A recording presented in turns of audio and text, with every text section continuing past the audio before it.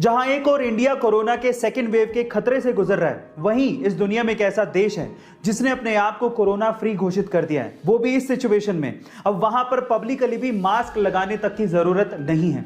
वो देश है इजराइल। पर सवाल ये उठता है कि ये हुआ कैसे? ये हुआ सामूहिक टीकाकरण प्रोग्राम को सुनियोजित तरीके से चलाने की वजह से। सबसे पहले तो वहां के लोगों ने अपनी सरकार पर वैक्सीनेशन के लिए भरोसा दिखाया और वैक्सीनेशन प्रोग्राम में बढ़ चढ़कर हिस्सा लिया।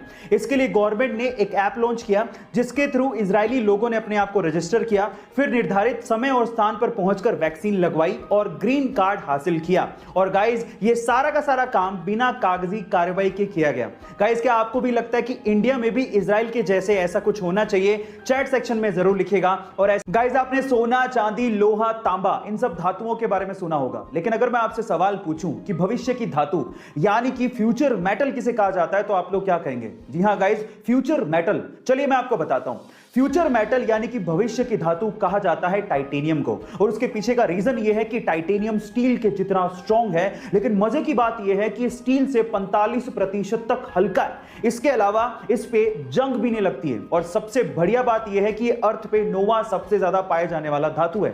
इसका मतलब इसकी अवेलेबिलिटी भी बहुत ज्यादा है। और इन्हीं सब प्रॉपर्टीज की वजह से आज टाइटेनियम को एरोस्पेस इंडस्ट्री में, स्पोर्ट्स इंडस्ट्री में, बिल्डिंग इंडस्ट्री में और उसके अलावा surgical implants and equipment industry में भी यूज किया जा रहा है। गाइस, आपको टाइटेनियम के बारे में ये इंफॉर्मेशन कैसी लगी चैट सेक्शन में जरूर लिखिएगा। और ऐसे अमेजिंग वीडियोस के लिए यूट्यूब पे हमारे चैनल को सब्सक्राइब कर लीजिएगा। और अगर आप इंस्टाग्राम पे देख रहे हैं तो मुझे फॉलो करना मत भूलिएगा। मिलते हैं अगली वीडियो में। गाइस, आपने रोड पे चलने वाली गाड़ियों जैसे कि बाइक, कार, ट्रक, इन पे हॉर्न लगा देखा होगा, लेकिन क्या यही हॉर्न एरोप्लेन में भी लगा होता है?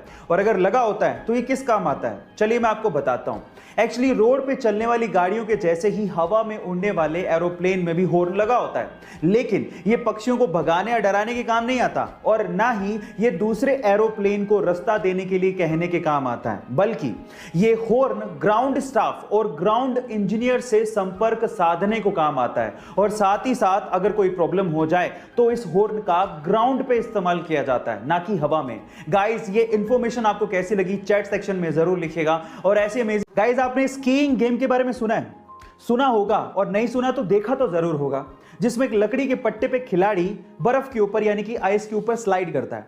अब ये एक इंडियन गेम तो नहीं है, लेकिन अगर मैं आपसे सवाल पूछूं कि वो कौन सी पहली भारतीय महिला है जिसने इंटरनेशनली भारत को पहली बार कोई पदक दिलाया हो स्कीइंग में, क्या आप जानते हैं? चलिए मैं आपको बताता हूं। उस महिला का नाम है आंचल ठाकुर, जिन्होंने 21 वर्ष की उम्र में सन 2018 में इंडिया को पहली बार स्कीइंग में कोई इंटरनेशनल पदक दिलाया, और वो भी ब्रोंज मेडल उन्होंने अपने नाम किया था। और इस पर प्रधानमंत्री मोदी जी ने उन्हें मुबारकबाद भी दी थी। गाइस, आपको ये इंफॉर्मेशन कैसी लगी चैट सेक्शन में जरूर लिखिएगा। और ऐसे अमेजिंग वीडियोस के लिए यूट्यूब पे हमारे चैनल को सब्सक्राइब कर लीजिएगा। और अगर आप इंस्टाग्राम पे देख रहे हैं तो मुझे फॉलो करना मत भूलिएगा। मिलते हैं अगली वीडियो में।